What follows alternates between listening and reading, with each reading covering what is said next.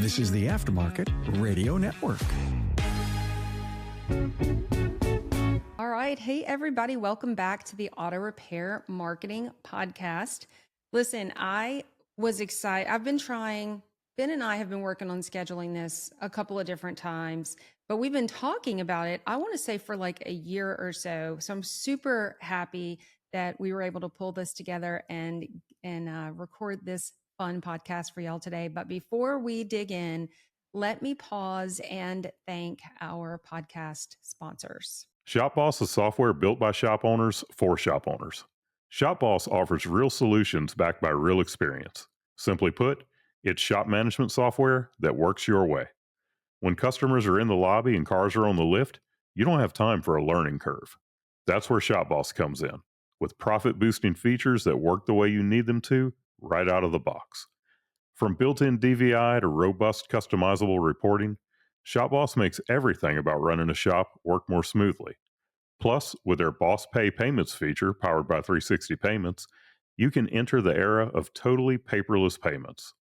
From text-to-pay, remote payments, and consumer financing options, to compliance, surcharging, and now even offering PayPal and Venmo options. Everything is built right into ShopBoss. Plus, everything is backed by a fantastic support team with one goal in mind: your success. Be the boss with ShopBoss. Independent auto repair shops, get ready to transform your business with AppFueled. It's time for your professional auto service shop to have its own customer loyalty app. AppFueled will build an app that launches a custom loyalty program for your shop in 30 days or less, fully integrated with your point of sale system. Bring Fortune 500 level customer retention strategies to your business without the Fortune 500 budget. Many shops are enjoying the benefits.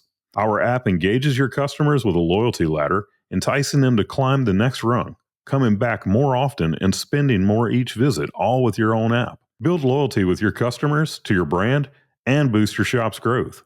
Get your first app in 30 days or less, all without breaking the bank. Ready to start? Let AppFueled take your business to the next level.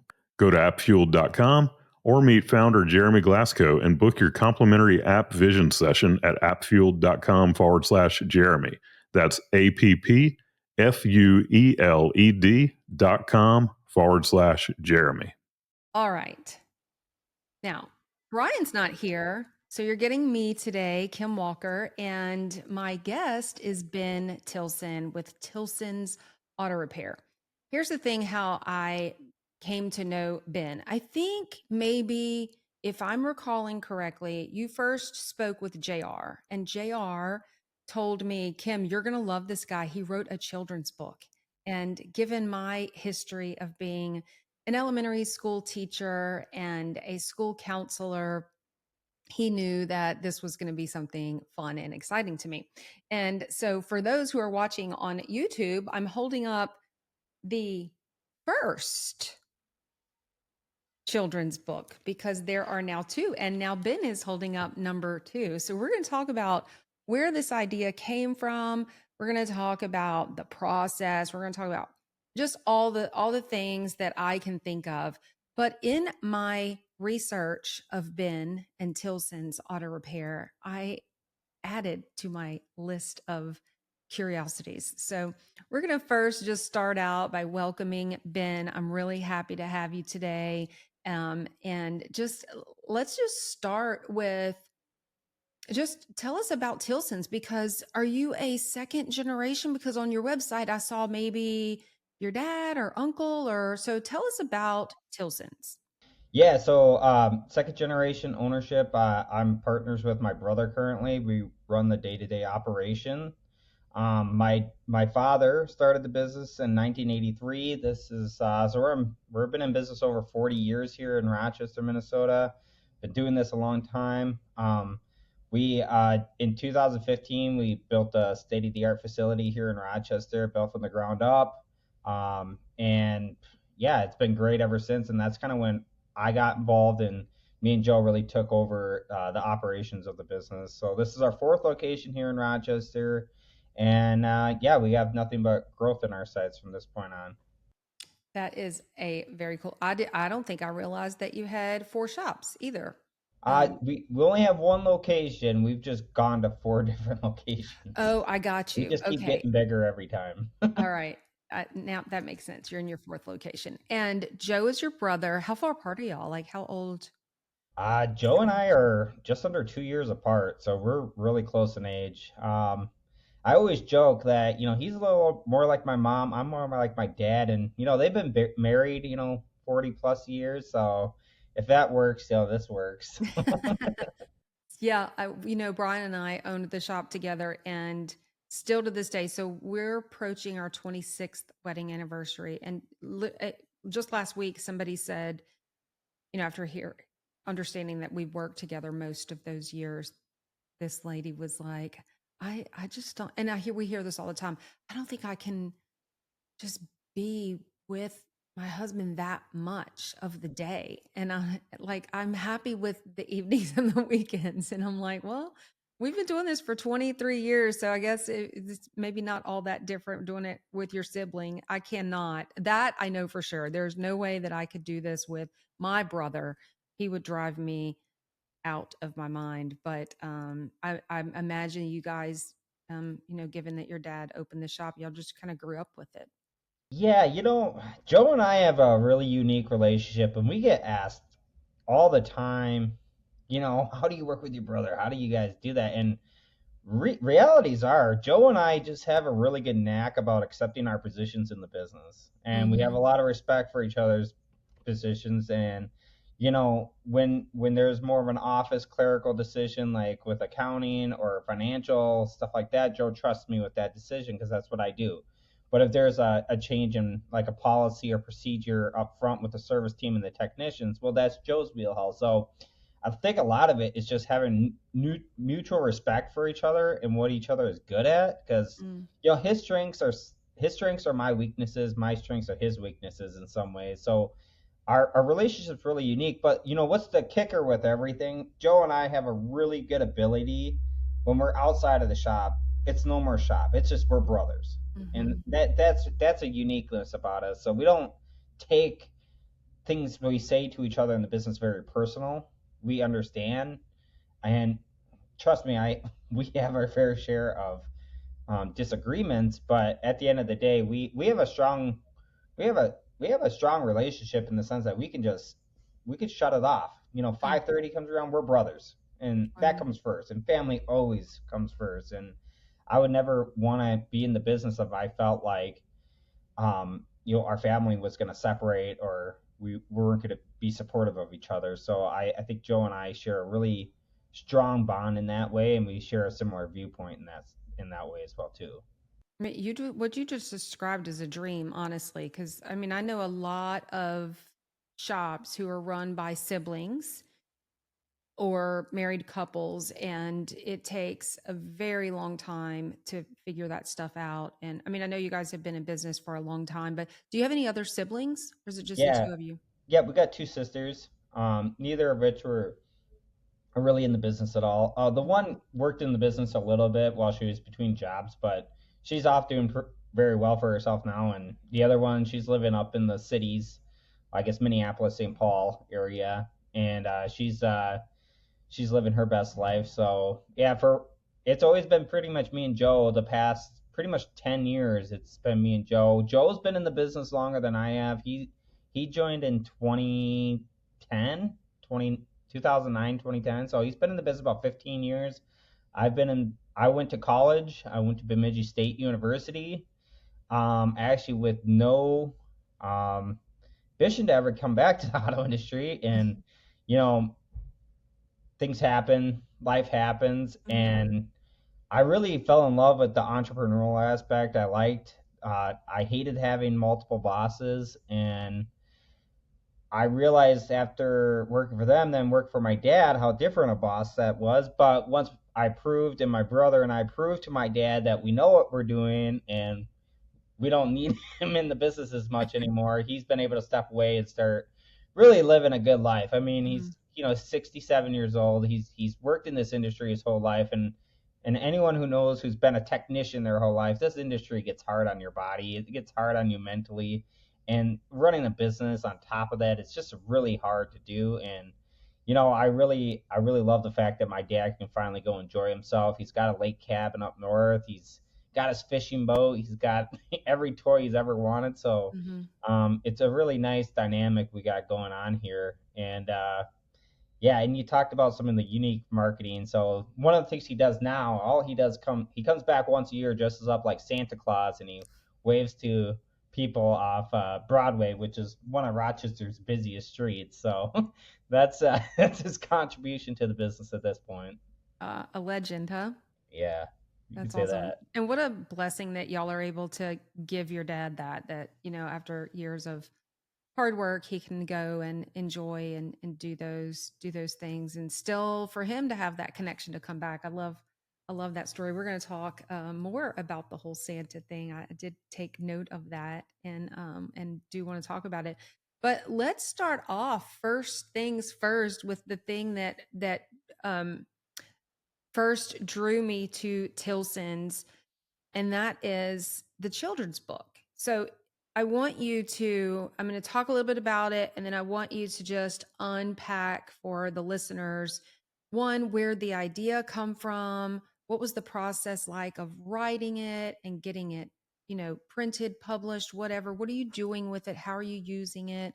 All that kind of stuff. So the title of the book says Technician Colton's 10 Steps to an Oil Change. And it's your branding on the front of the book. And it is just, and on the back, I forgot about that. So it's just brilliant to me, but I love just the simplicity of it.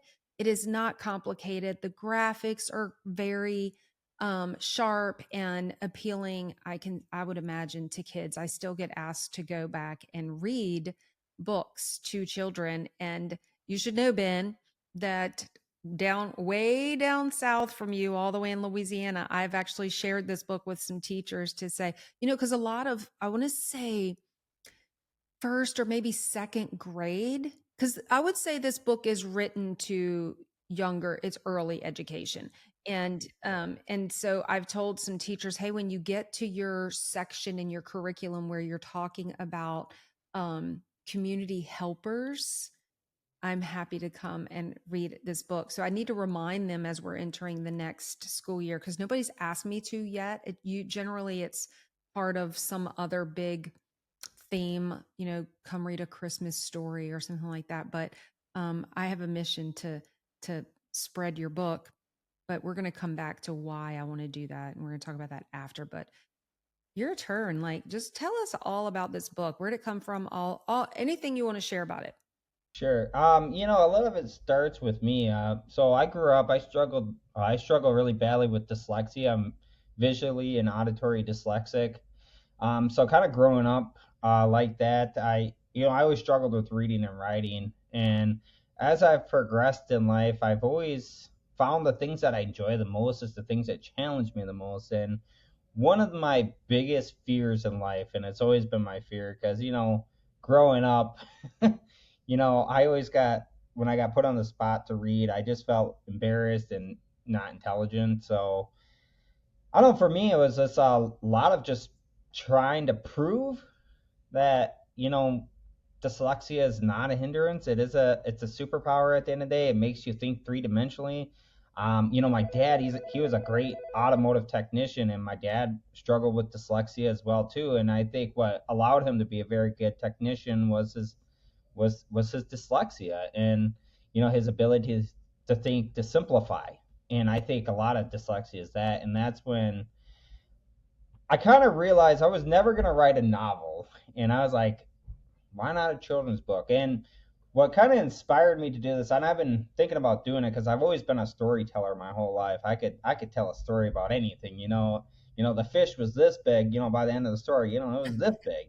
So I was always I always was a storyteller like that, and I could always come up with weird stuff like that. But I was actually at a couple different libraries with my kids, and I just really couldn't find any books on really a lot of real life stuff. Like, I couldn't find any books about cars. I hardly could find any about construction or any sort of trade or even any professional in general. Like, there's so many jobs out there, and I would think, gosh, the library should be littered with like, hey, grow up, be a superhero. Being a mechanic is a great thing. You save lives every day because you're fixing cars that transport you to one spot to another, and without a safe vehicle and having someone reliable to work on that, you know, I think that's something to be admired, right? And that was a lot of the inspiration behind starting the book. Um, so with Technician Colton, that was my first book.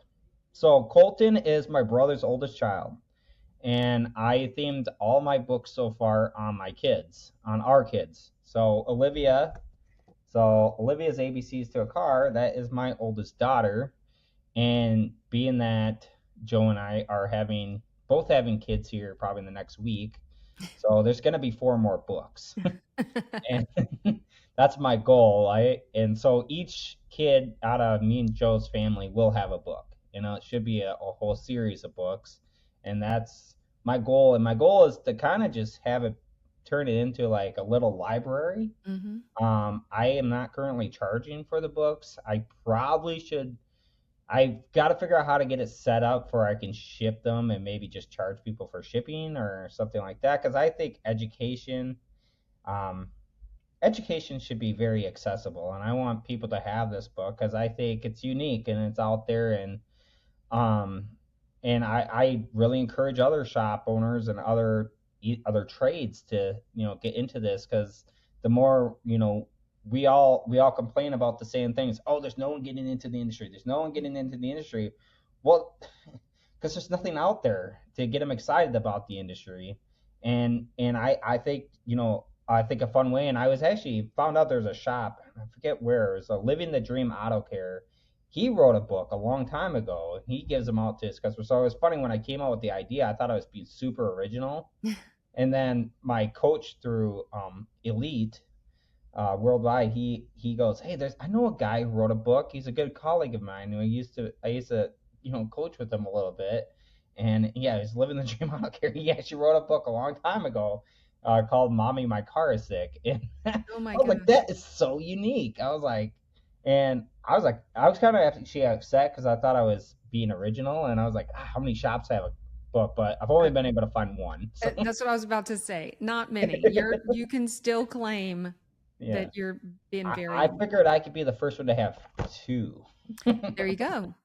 And what, ultimately 4 or 6? You said 4 more, so 6 total. So the goal would be to have 6 books. Yeah. Unless y'all have more kids. Unless we have more kids. More kids, more books. That's kind of the trend I'm going down. So in each book we'll have a different theme, a different topic about cars. So obviously it was kind of my mom's idea for the ABCs, and I thought that was a really fun idea because letter association is such a big thing. And so it was kind of fun to kind of go down that road, and it was actually a little more challenging than I thought because there's not a lot of components that start with like Q and P and So what'd you go it's with? like you're gonna complicate it more than it needs to be, or so that was kind of fun. Like there's not a lot of persons start with X and Z, so I was kind of able to ad lib a little bit and kind of just have some fun with the book. But the approach I took with Technician Colton, one of my biggest passions is I love doing like shop tours. I love getting, I like doing job shadows with the students at our local community college. I partner with some high schools, and I try to bring students in periodically just to give them a tour. So the whole premise behind Technician Colton, 10 steps to an oil change. So this is what the front of our building looks like, pretty much in detail. And if you were to go to the first page, right there, that is literally what our lobby looks like. So everything in this book is an exact detailed replica what it would be like to go on a shop tour at Tilson's Auto Repair. Everything to the car in the bay, to looking out, seeing the fence behind it. Everything was done by pictures, and my illustrator, Allie Robertson, did a fantastic job just bringing everything to life. Because if I did the illustration, I'll be stick figures and Yeah. probably no one would want to read it. But she did a fantastic job. I sent her a bunch of photos, and she just nailed it. Like it was just perfect. Like everything to the T. She even added things in the background that I didn't expect her to add. She like duplicated where if you were to look at that hoist, look at the book, you'd be like, it's a split in image. Mm-hmm. I mean, it was so cool. So And how did you find her? Is she local to you? Did you already know her? Is she actually, well, funny enough, I posted on Facebook and I was just asked my general feed. I'm working on an idea. I'm thinking about doing some children's book, and she got tagged Mm, along with a couple other people, and she just seemed to, I don't know, the connection just seemed right. She just seemed yeah. super passionate. She just seemed like she was gun ho. Let's do this. Let's get into this. Let's have some fun. I just liked her energy, so I went with her, and I definitely don't regret one Mhm. second of that. She did a great job with the first one. She did really well with the second one. So I hope she continues working with me. And we're able to kind of keep a similar theme throughout all the books. But yeah, so finding that connection was really a positive because I thought she just did a really great job bringing the book to life. Yeah. I love the whole story. I'm just kind of fascinated by the entire thing. And I'm curious though, one, the printing part of it. So first I want to share with you, Brian wrote a book and I think it's back here. The auto repair look the ultimate guide to auto repair marketing. You think I would just kind of have the title in my head like that. But I'll connect him with you because we have it on. So, I mean, I'll use this opportunity. If you go to shopmarketingpros.com/book, you'll see, and you could do the same thing, Ben, with yours, is we have it available. I think it's free. If you enter your email address, you get a PDF of the book, so an ebook. And then we do have it on Amazon. So Brian can help you figure out how to get it on Amazon.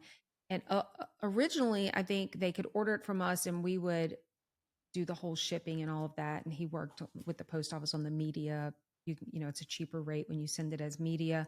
But now everything just goes through Amazon and it's very simple. So I'll definitely connect y'all so you can talk about it. But just like so you're not going through like a publishing house, like you're just printing it yourself. Like what's that look like? If Yeah, so I'm self-publishing through Digipod. okay. So they are an online publisher. They've been really great to work with. I totally recommend them for projects like mine. Obviously they're not like Amazon where I can sell it through them. Hmm. It's just a printing Hmm. platform. Yeah. And they've been really great to work with. And they've done a really good job, you know, with just getting the book published in a timely manner. But that's what I'm currently doing. And I actually got that from the other gentleman. I actually ended up reaching out to Living the Dream Auto Care, and the Hmm. guy who wrote that book. And he kind of walked me through what he did. So I kind of duplicated that. I was like, that's interesting because I wasn't sure how I was going to get this published. Hmm. And Digipod definitely made that pretty seamless process. Now, what are you doing with it now? Like who gets it? Where are you giving it out? What's the response from your community? Yeah, I mean, so far it's been great. I mean, right now I'm just giving them out for free. People that stop in the business, customers specifically, I'm just handing them out. I donate them a lot to nonprofits and stuff like that. I have there's mini libraries all throughout Rochester, neighborhood libraries, and I'll Yeah. I'll put some in there over time. Are you talking about the little things like we have these all over here where just at the entrance to a neighborhood, someone built like a little library, like a wooden, almost like a mailbox, but it's a little, is that what you're talking about? Yeah, yep. We have them all throughout Rochester. I mean, maybe not like right at the entrance, but they're throughout the whole Mhm. neighborhood. So yeah, you just gotta kind of cover ground. I think there's a map somewhere. I think I accessed where you can find them all. Mm. But there's so many of them. You just drive around, you'll just come across them. And yeah, and so what I do, I just I'll stick a couple copies in each one I find, and Yeah. hopefully they circulate over time. I mean, I don't know who grabs them, but Right. a lot Does of it is anyone, like, I'm sorry, no, you go ahead.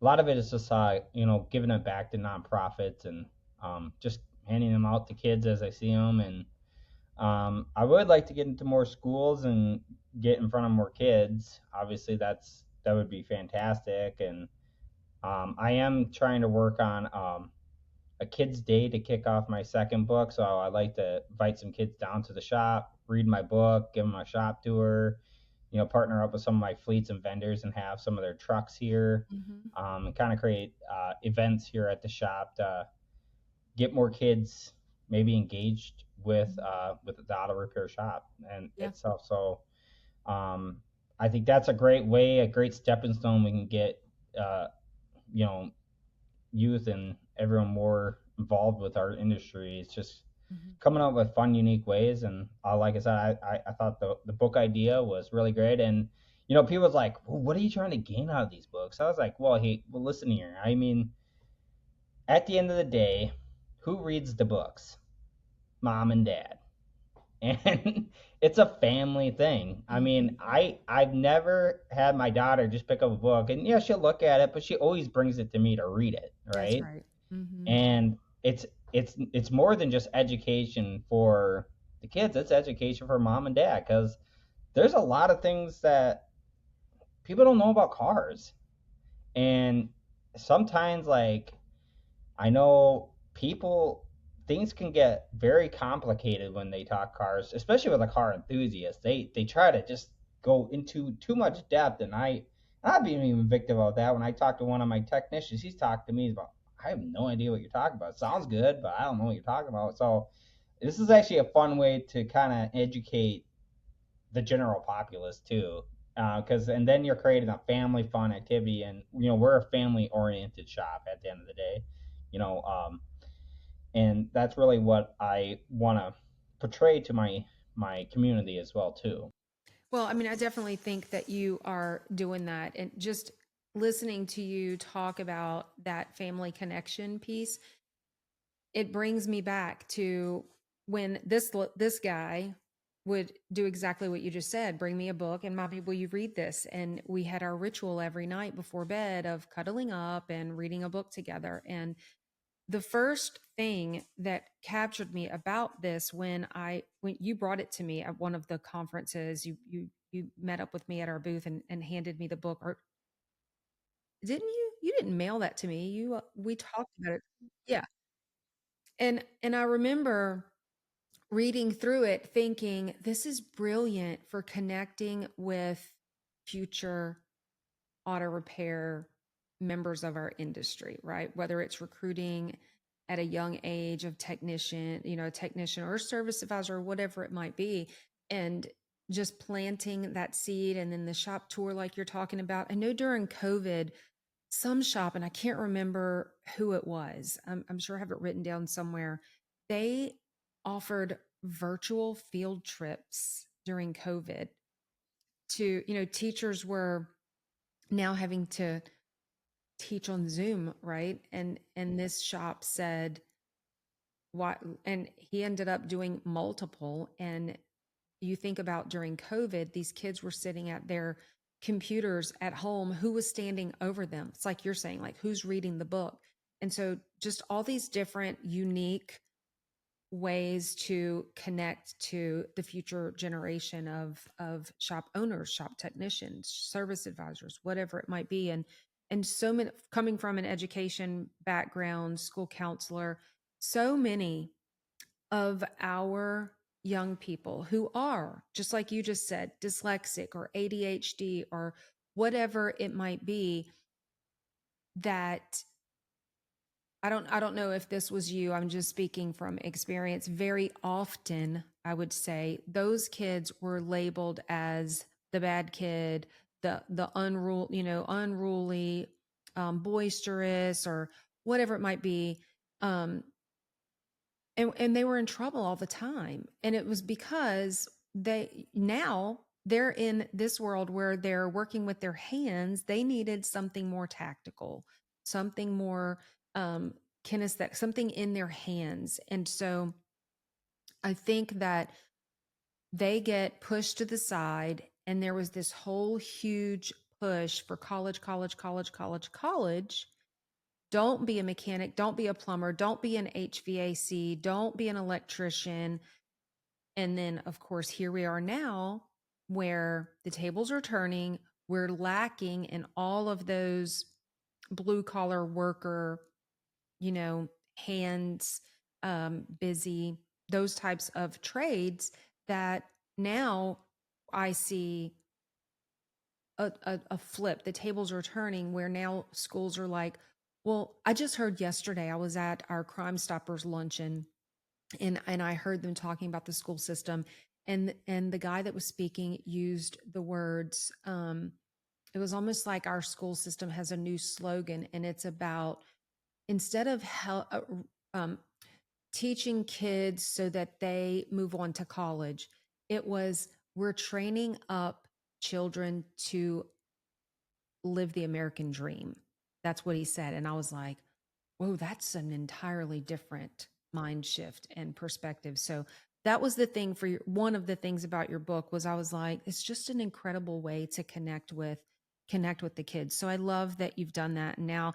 And then just hearing that you're with the new kiddos coming, that there's a plan for one for each kid. Just what a legacy that you're leaving for them. Brian and I were just on um, a vacation in the British Virgin Islands, and we walked into. So my nickname is Kimmy, and we walked into this little I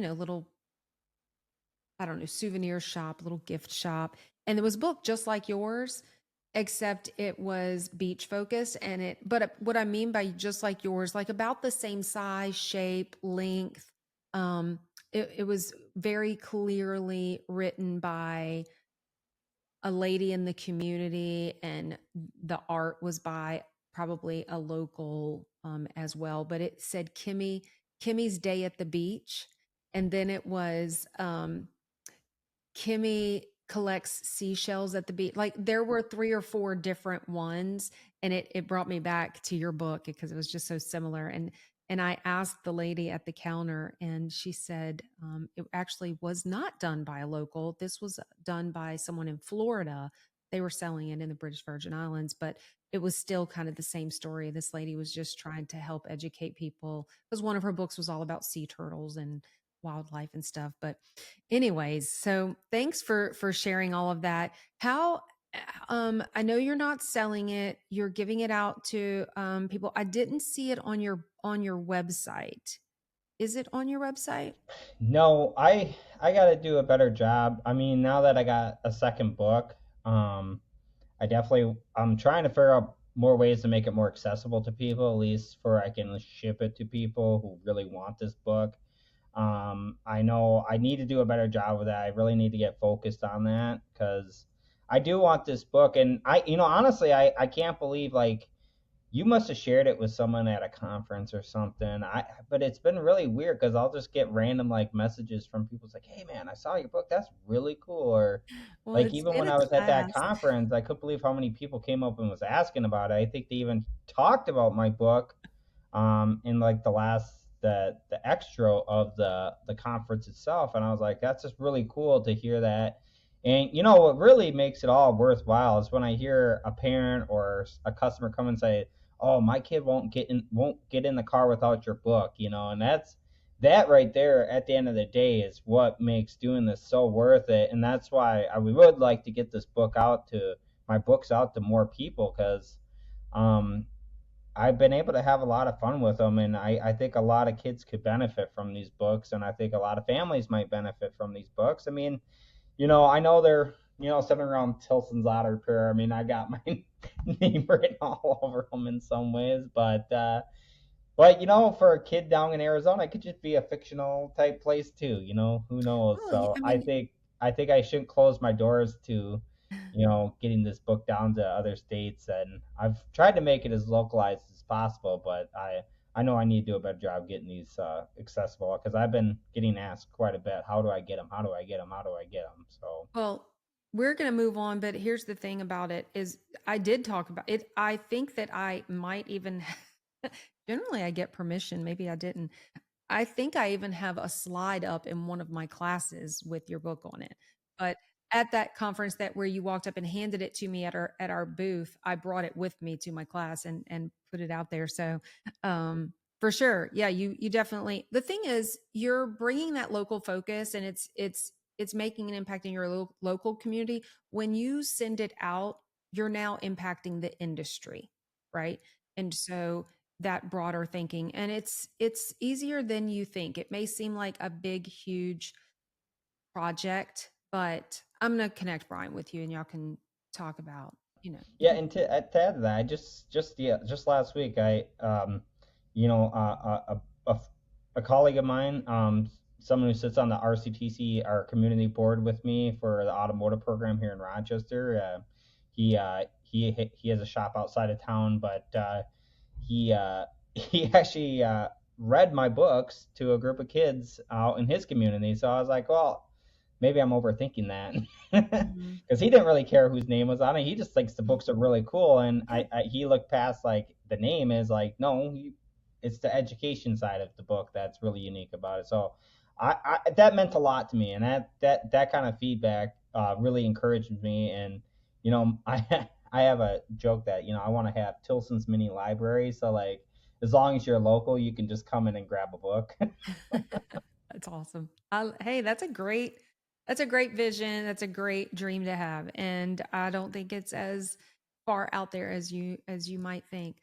So let's spend just a few more minutes because we have really talked a lot about your book, which was the purpose. But I just learned so much more about your shop and your history, and it really brought me back to when Brian and I had our shop, how connected we were to our community. And and I now have a class that I teach about hosting events at your shop. And I tell people I essentially turned our shop into an event venue. And it seems like you've kind of done the same thing. So I'm just going to toss out a couple of them that I know about, and I want you to just talk more about your community focus and your these events that you've done. Things like the dance party, like y'all co-hosted a dance party at your shop. There's you hosted your Rotary Club meeting at your shop, and then I don't think this was an event per se, but going back to what you were talking about with your dad, there's this Santa photo op that I saw where I don't know that your dad was in there, but it was just like Santa and his sleigh, and there was a post that said "Stop and take a photo." Like, just tell us more about these events and photo ops and things that you're doing in your community. So yeah, so a lot of my kickoff events, I do them. So we've been doing Tilson's Gives Back, which is a community-centric event. Rochester is centered around the Mayo Clinic, which is one of the greatest healthcare facilities to ever exist. So we're very fortunate in our community, but that drives a lot of like nonprofits to be in our community, and there's tons of them. And when I first got back into Rochester out of college and I got into the business, we were getting hit up all the time by all these great nonprofits. And as a small business, we don't have a lot to give sometimes, right? And when you own a small shop, you just don't have thousands of dollars to donate. So I came up with a variety of different events, and you've only scratched the surface of some of the stuff Mhm. I've done. Like when I first got in Rochester, I started a handful of events. I got involved with the Chamber of Commerce. I started a volunteer mentorship program. I got super involved with. I even created my own event for nonprofits to make it more affordable for 23 to 26 year olds to give back. It was called Donate to Drink. It was an incentive based fundraiser to gather essential items for local nonprofit. So what I would do, I would raise money, and all you had to do is donate a wish list item off a nonprofit's wish list, and you could get a drink at a local brewery Hmm. or bar. It was really unique, and we raised, gosh, probably close to $15,000 worth of items across like 10 different, I think it was 8 events. They were super successful. And I did those pretty much up until COVID hit. And when COVID hit, I had to focus more on the business. But like kind of right before COVID, we started doing Tilson Gives Back, which was a way for us to support all these local nonprofits that Rochester has. And there's so many great ones out there. And we've been doing it for almost 6 years now, and we've donated back over $10,000 to local charities just through Tilson's Auto Repair. And one of the things we like to do the most is we started doing these kickoffs to the Tilson Gives Back month, which our last one was for USA Dance, and they host volunteer dance lessons. And I was like, well, why don't you host one at Tilson's Auto Repair, and we can dance our way through the shop and do a shop tour. And that kind of just sparked, and because I did one before for an animal nonprofit, and she brought her cats and dogs, and it was really cool. We had a bunch of people show up, and it's like, I could easily organize something like this once a quarter. Mm-hmm. And so my next nonprofit I'm gonna be supporting, to kick off for that one, I thought I would do like a kids day here at the shop, and it was right in time because I just came out with my second children's book. I thought this is a great idea. I've been thinking about doing this for a long time, and I've just learned you just got to go do it. If you want to do it, just do it. And if you don't get the turnout, well, you learn from it, take notes, and do better next time. And each time it seems like you do it, you just get more and more turnout because people start expecting it, right? Mm-hmm. And if they know you're a shop that's gonna bring people to it, educate people, that's my whole goal with that. And but the Santa thing, that was actually my dad's idea. He had actually been wanting to do that, so that is my dad in the photo. Okay. And we started doing that last year was our second year. So the year before that, my dad was just out there, and then we got such great feedback from the community, and people were loving it. We were getting tagged in all kind of Facebook posts, news media outlets. Everyone was just eating it up. And then last year, I decided to dress up like, I called myself Benji the Elf, but I had the Buddy the Elf costume on. And we bought some reindeer. My dad got a sleigh, and each year it's kind of gotten to be more and more fun. Mm-hmm. It's actually inspired me for another book, but we won't get into that quite yet. We'll wait till that one comes out. But it's just creating themes at the shop that are a lot of fun, and a lot of them is just centered around our passion for the community and giving back to it. And it's guerrilla marketing at the end of the day. It's unique. Right. It's different. That I think I see so many generic, posters, signs, and ads, and it's like it's all the same stuff. And at the end of the day, I hate to say it, $10 off a $2,000 repair ain't very much money. And I know it's perceived value, but I am just looking for different ways to build value in trust, and value in creating that, family environment that, hey, you're coming to me because you want to come to me, not because I'm going to give you $10 off. Now, granted, there's always room for that kind of advertisement or whatever it may be, and that's never going to go away. And I do that stuff, but I think trust is the biggest factor you got to build in this industry. And I think by doing unique events, and I've heard about it, I've even listened to some of your podcasts in the past talking about that kind of stuff, and having those events at the shop, getting unique. I think I was hearing stories about how someone partnered with like a local Burger King, and for every burger they sold, get $10 off an oil change or something. It was just out there kind of marketing that you don't think about. So, and that's kind of what we've been challenging ourselves to do. And I find with that type of marketing, it's more time than it is money.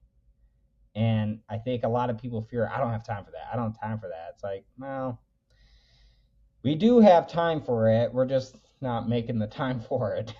Yeah, you're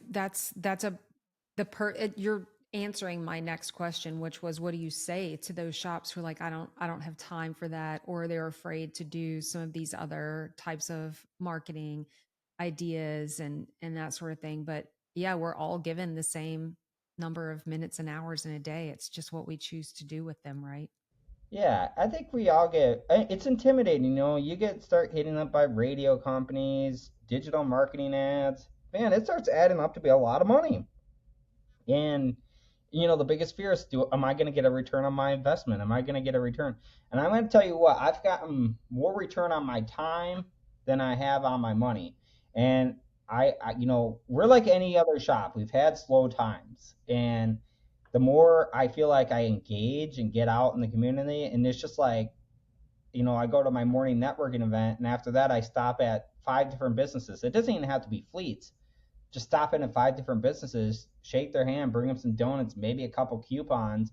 I get a quicker return on that than I would doing 500 mailers, where I may not get a return for 6 months, right?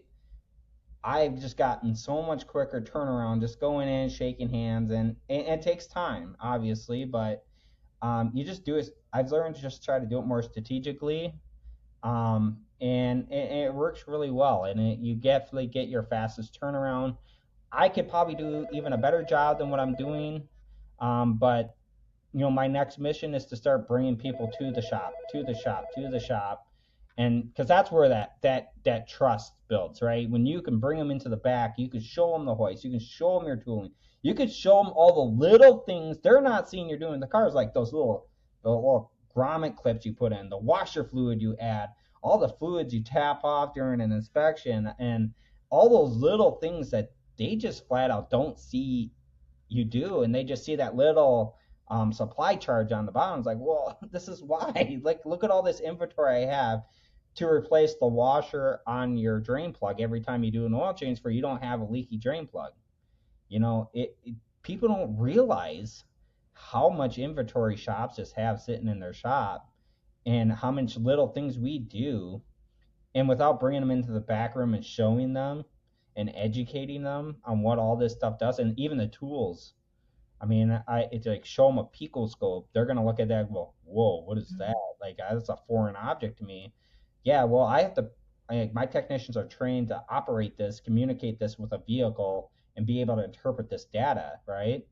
And your average Joe who doesn't work on cars isn't going to be able to do that. I mean, we went from being mechanics to technicians, and the industry is constantly changing and evolving into that mass, and I really want to be on the forefront of that, obviously, and doing stuff like this. Hopefully, it's just getting kids more excited about becoming maybe a technician, or a mechanic. Someone who knows how to work on mechanically inclined stuff, and people that know, electronics. And we're in the era of digital.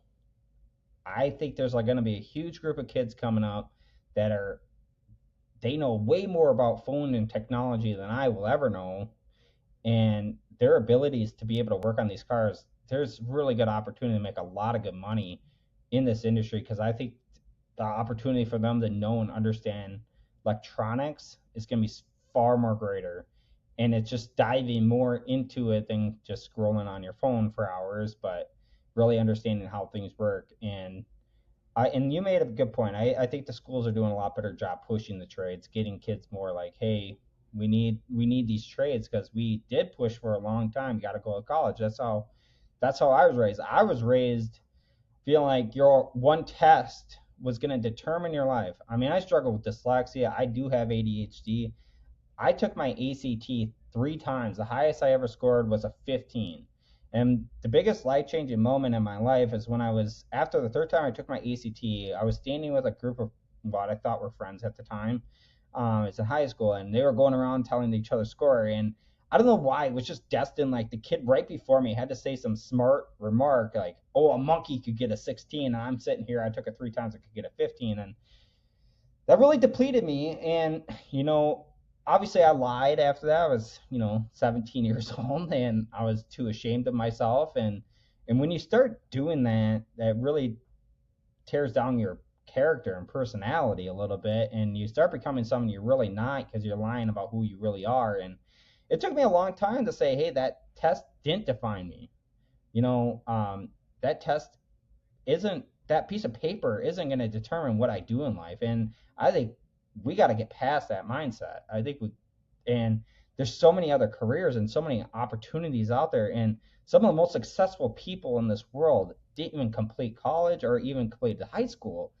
They just said, hey, I'm just going to go own this world, and I'm going to just do what I do and be myself. And that's where, the hardest thing is just being yourself every day in and day out. Find your passions, find what you're good at, and you just do it. And that was a lot with these books.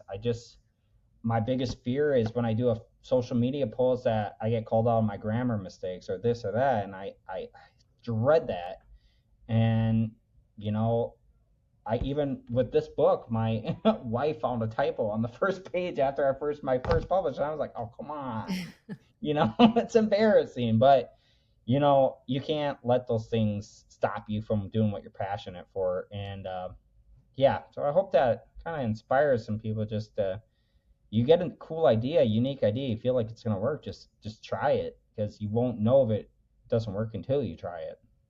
Ben, this has been so enjoyable. And you just said the word inspiring. Like, you've dropped nuggets that I wanted. I'm an interrupter.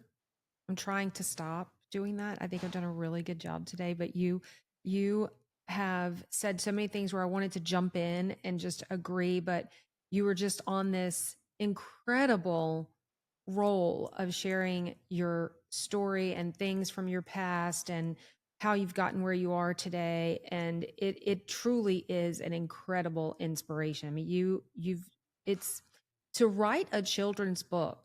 It's one thing to write a book that adults are going to read, because we speak in our language, in our own language for adults, right? Like at a higher level. But to bring that down to a level to write for children in a way that helps their imagination, helps them to see that story in their mind is very different. And you did that twice, and you're going to do it more. So I really appreciate your time today. There was a moment there where I was like, I wanted to jump in to tell our editor, this is the clip right here, but I didn't. And there ended up being 3 or 4 more. So you really brought some amazing stuff here. And I had other questions I wanted to talk to you about, but I just don't want to take up your whole day and all the time. But I really, really, really, truly appreciate you being here and chatting and sharing. And I will say, y'all, he just dropped on me right before we hit record that so there was a little miscommunication or confusion about when we were meeting. And he at first thought it was for tomorrow, and he was like, I can't do tomorrow. And so it's because they're having a baby tomorrow. And I was like, excuses, Ben. That's an excuse. But congratulations. Are y'all having a girl, a boy? Do you know? It's gonna be a boy. So this is my third kid in 3 years. So we're gonna have 3 under 3 for about a month and a half. So I have 2 lovely daughters and my future NHL hockey player, right? Okay. Put it out there. That's what you got to do. I love it. Well, congratulations. And I am looking forward to seeing pictures of this new precious little Tilson coming tomorrow. So one quick last word, tell everyone where they can find you, how they can connect with you, and how they can get a book if they want to. Sure. Honestly, just friend me on Facebook, shoot me a message. I'm on Facebook, I'm on Instagram. You can look up Tilson's Auto Repair on Facebook and Instagram as well too. So just shoot us a message, and if you really want a book, I can find a way to get you a book. I can mail some books out. So don't be afraid to just reach out and say, hey, I want a couple copies, or say anything, and I will take your advice, Kim. I'm definitely going to try to get my book more accessible to more people, because even people locally have asked me, like, hey, how can I get your book? Because sometimes it's not always convenient to stop in quick, or people get busy with their lives, and it's just easier to go online, select, click order, and get a Yeah. couple books that way. I get that. So that's definitely my next step. But yeah, Facebook, Instagram, you can call the shop. It's on the back of my book here, 507-282-4924. And you can talk to me directly that way too. Yeah, and he's easy to find on social media. And look, just take a in the meantime, just take a quick PayPal or Venmo donation for shipping to cover that or whatever it Yeah, might be. I'll That's figure something out. I do have an Etsy store, but I'm still trying to figure out how to get that out there better. I don't know if Etsy okay. was the right platform, but All right. Well, I'll connect you with Brian. Y'all can talk sounds more good. about all That'd of be that. great. But thank you so much, Ben. Hey, Thank everybody, you. thanks for listening to the Auto Repair Marketing Podcast on the Aftermarket Radio Network. There are some other great shows on the network, and you can find them all at aftermarketradionetwork.com or on your favorite podcast listening apps like Spotify, Apple Podcast, and many others. I also want to throw out there that we would love for you to give our podcast a review, a thumbs up, leave us some positive comments. If you have any questions or any show topics that you would like to hear from us, email us at podcast@shopmarketingpros.com. And finally, coming up in October of this year, 2025, we are hosting our second Plan with the Pros at West Point. It's our son's last year there. And so we're taking advantage of that and hosting Plan with the Pros, where you can come and spend 2.5 days learning how to create your full 2026 marketing plan. Have a whole plan for the entire year. We're going to teach you how to do that. We're going to coach and mentor and train you while you do it. So you're going to come and learn and do it and leave with your full 2026 marketing plan ready to go. So visit planwiththepros.com for more information. We hope that you will tune in next week for another episode. Until then, go fill those bays.